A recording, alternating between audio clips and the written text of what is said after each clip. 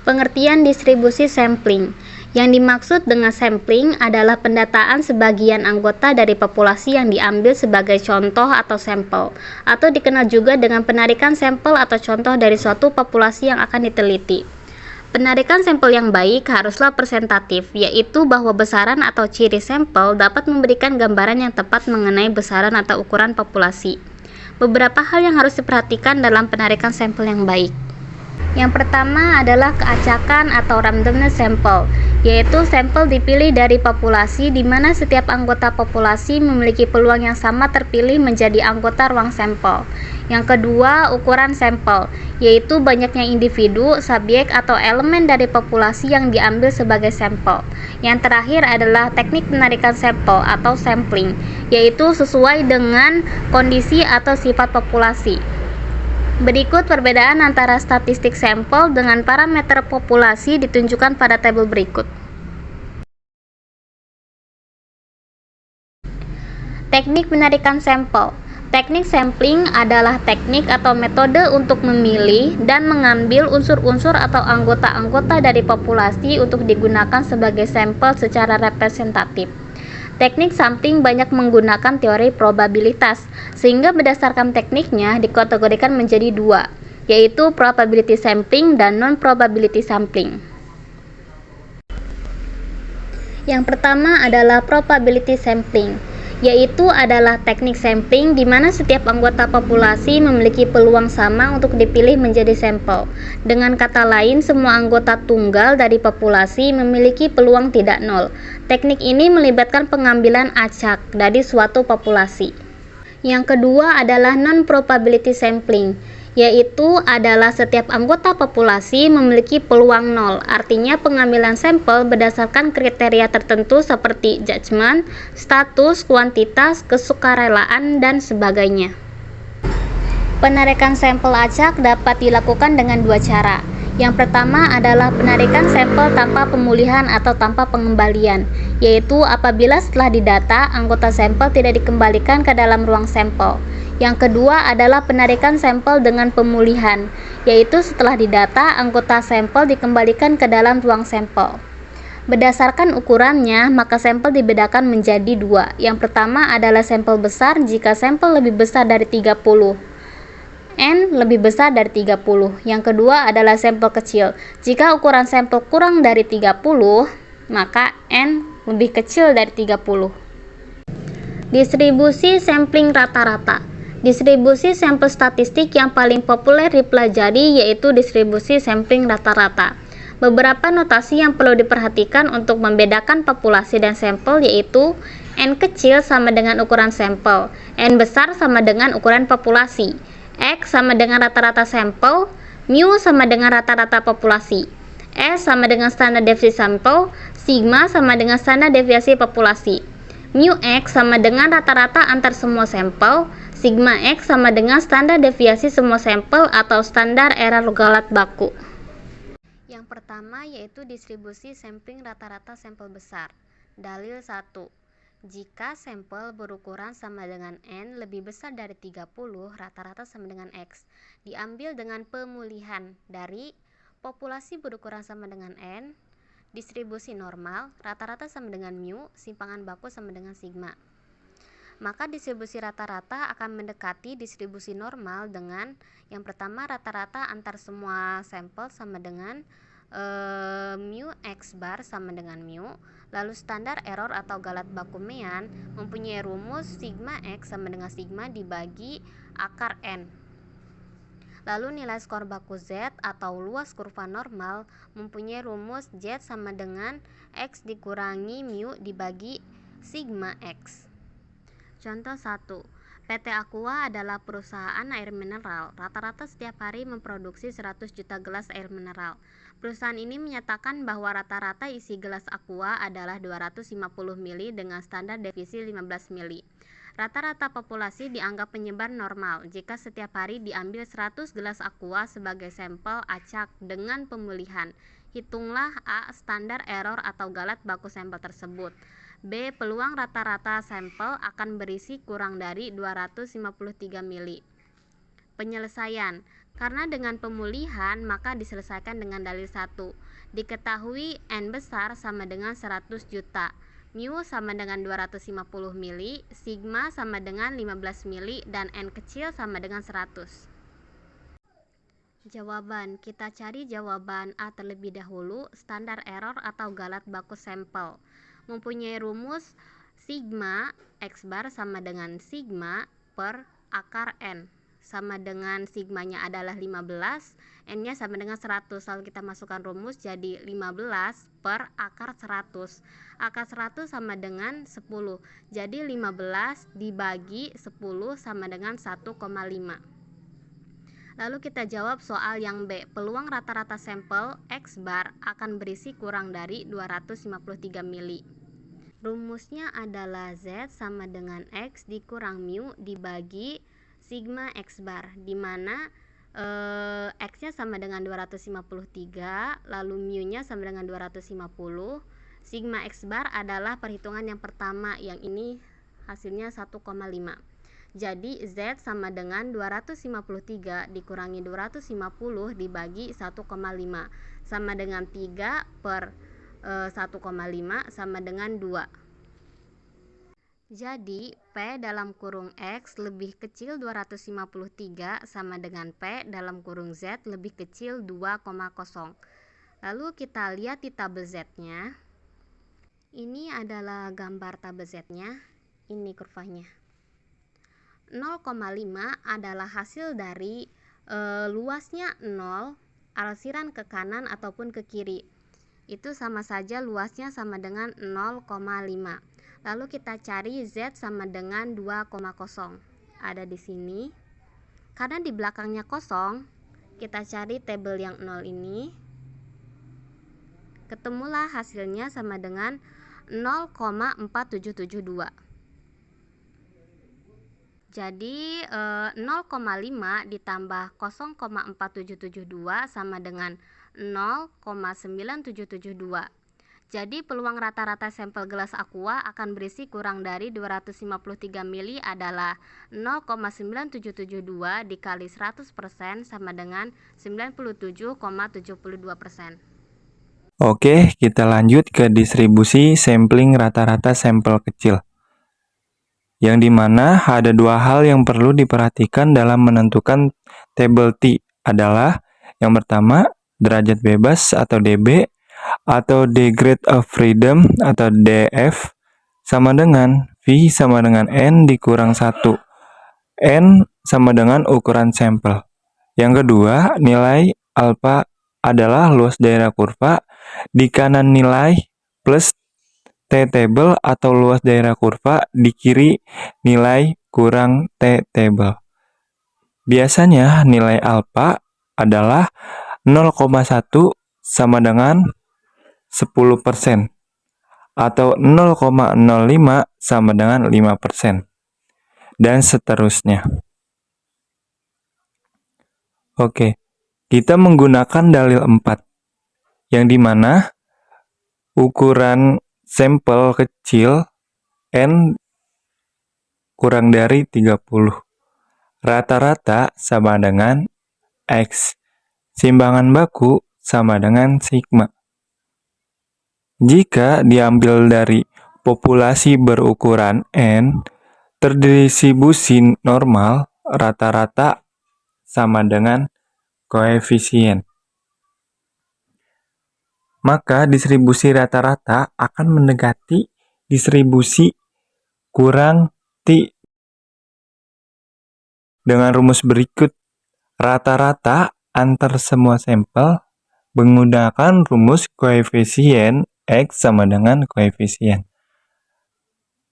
Standar error atau galat bakumean menggunakan rumus sigma X sama dengan sigma dibagi akar N. Nilai T hitung menggunakan rumus T sama dengan X dikurang koefisien dibagi sigma X sama dengan kurang koefisien atau min koefisien. Pada derajat bebas sama dengan N dikurang 1 dan suatu nilai alfa. Oke, kita lanjut ke contoh soal. Kalian bisa lihat untuk soalnya. Nah, kemudian saya akan menjelaskan untuk rumus yang akan kita gunakan untuk menyelesaikan soal tersebut. Yang diketahui koefisiennya adalah 1,80. N-nya sama dengan 9. X-bar-nya adalah 1,95. Dan S sama dengan 0,24. 95% berada dalam selang, yang berarti alfa sama dengan 5% berada di luar selang. Alfa dibagi 2 sama dengan 2,5% di kiri T, dan alfa dibagi 2 sama dengan 2,5% di kanan T. Lanjut lagi, alfa dibagi 2 sama dengan 2,5% sama dengan 0,025. N 9 atau dB sama dengan N dikurang 1 sama dengan 8. Oke, kita lanjut lagi. Jadi 95% berada dalam selang minus 2306. Kurang dari T, kurang dari 2306. Untuk nilai galat baku, sigma X sama dengan sigma dibagi akar N, sama dengan 0,24 dibagi akar 9, sama dengan 0,08. Oke, untuk nilai hitung sama dengan X bar dikurang koefisien dibagi sigma X bar, sama dengan 1,95 dikurang 1,80 dibagi 0,08. Dan hasilnya 0,15 dibagi 0,08. Dan hasilnya adalah 1,875. Jadi untuk nilai-nilainya adalah sebagai berikut. Jadi nilai T hitung sama dengan 1875 berada dalam selang minus 2306 kurang dari T kurang dari 2306, yang berarti hasil penelitian Yayasan Konsumen masih sesuai dengan pernyataan manajemen PT Sampurna. Oke, kita lanjut. Kita menggunakan dalil 5, yaitu distribusi sampling beda rata-rata, yang dimana memiliki 2 sampel berukuran N1 dan N2. Rata-rata sama dengan X1 dan X2. Jika diambil dari 2 populasi berukuran besar, rata-rata koefisien 1 dan koefisien 2 ragam sigma 2 1 dan sigma 2/2. Oke, maka distribusi rata-rata akan mendekati distribusi normal dengan yang pertama, kita cari selisih beda rata-rata. Rumusnya adalah koefisien X bar 1 dikurang X bar 2. Yang kedua, standar error, yaitu rumusnya sigma X bar 1 dikurang X bar 2, atau sama dengan akar sigma 2/1 dibagi N1 plus sigma 2/2 dibagi N2. Oke, kita lanjut nilai, yaitu Z sama dengan X bar 1 dikurang X bar 2 dikurang koefisien 1 dikurang koefisien 2. dibagi akar sigma 2/1 dibagi N1 tambah sigma 2/2 dibagi N2. Beda atau selisih 2 rata-rata sama dengan koefisien 1 dikurang koefisien 2. Maka ambil nilai mutlaknya. Melibatkan dua populasi yang berbeda dan saling bebas, sampel-sampel yang diambil dalam banyak kasus atau jika dilihat secara akumulatif adalah sampel besar. Oke, kita lanjut ke contoh soalnya. Diketahui rata-rata IQ mahasiswa Eropa adalah 125 dengan ragam 119.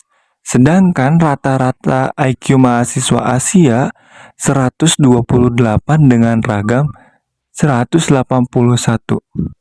Diasumsikan kedua populasi berukuran besar. Jika diambil 100 mahasiswa Eropa dan 100 mahasiswa Asia beragam sampel, berapa peluang terdapat perbedaan IQ kedua kelompok?